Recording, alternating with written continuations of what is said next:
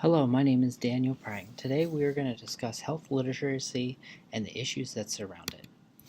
By the end of this presentation, the learner will be able to understand the meaning of the term health literacy, define the impacts of health literacy in healthcare, and state the effects of health illiteracy in society.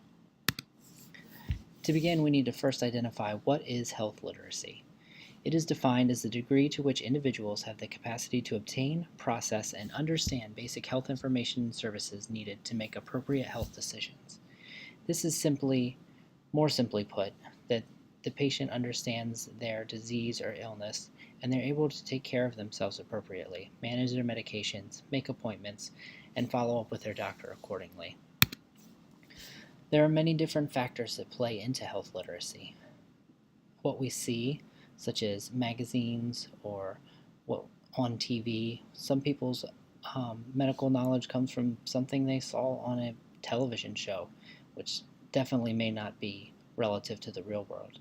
Also, what we hear, conversation with friends and family, education, things we learned in school, or education from our doctors or our nurses. Also, the internet is a big portion of information for patients in this day and age. Sometimes that's good, sometimes that's bad. I can tell you as an ER nurse, a lot of patients come into the emergency room and tell me about what they read on the internet about what's going on with them.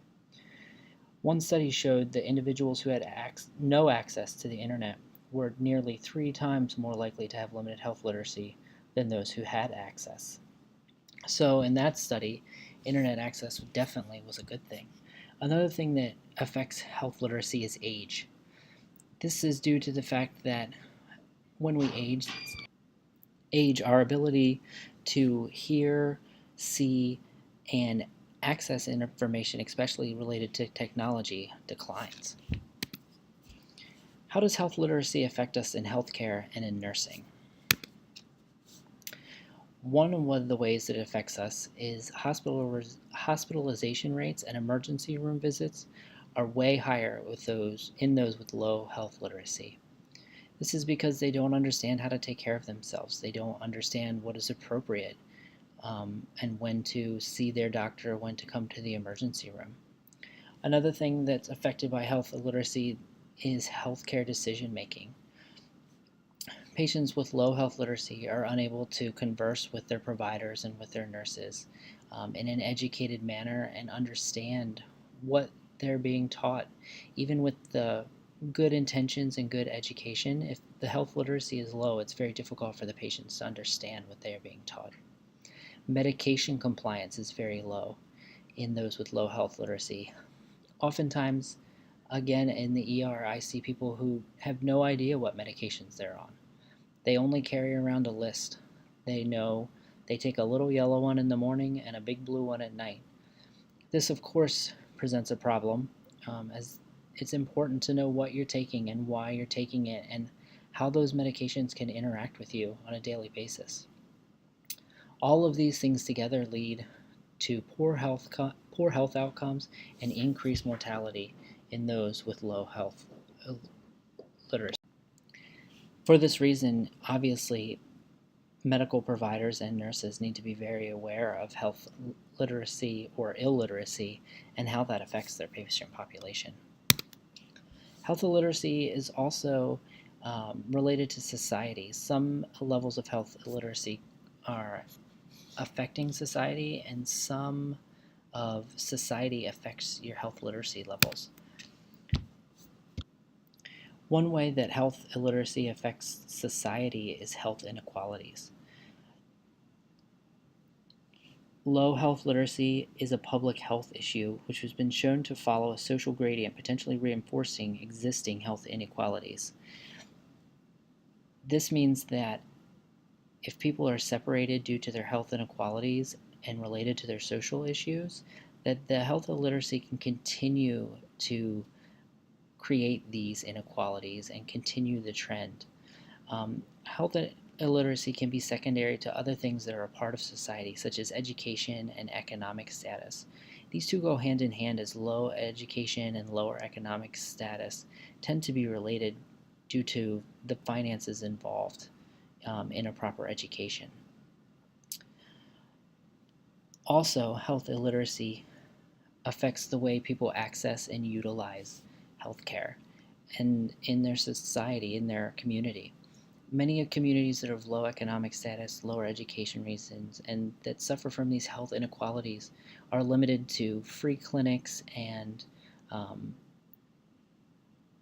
doctors who have very high patient loads and are difficult to get in and see, difficult to get an appointment, and difficult to spend any quality time being properly educated with.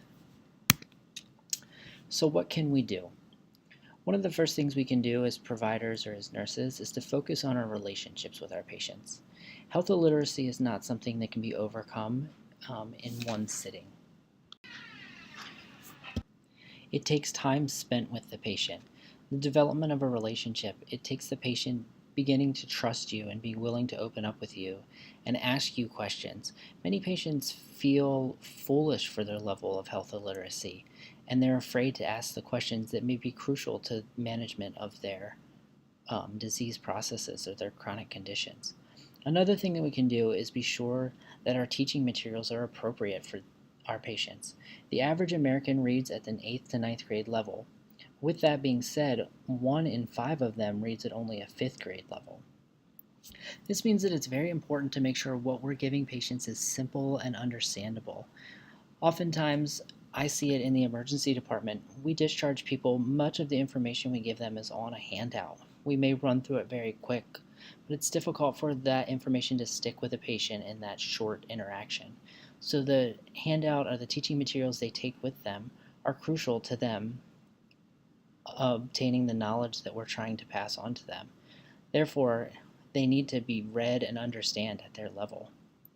A third thing that we can do, and one study I read found that adult learning classes were very helpful in improving health literacy. It enabled patients to feel like they could take control of their health care and that they could interact with their providers, with doctors, nurses, on an educated level and really be able to change the way they approach their medical conditions. With all that being said, health illiteracy is a real problem. In summary, patients with low health illiteracy are more likely to visit an emergency room. They have more hospital stays. They're less likely to follow the treatment plans. And because of all those things, they have higher mortality rates. They have lower quality of life, and they do not get the health care that they deserve. This is the reason that the issue of health illiteracy is something that cannot be ignored, and we must all work together to overcome.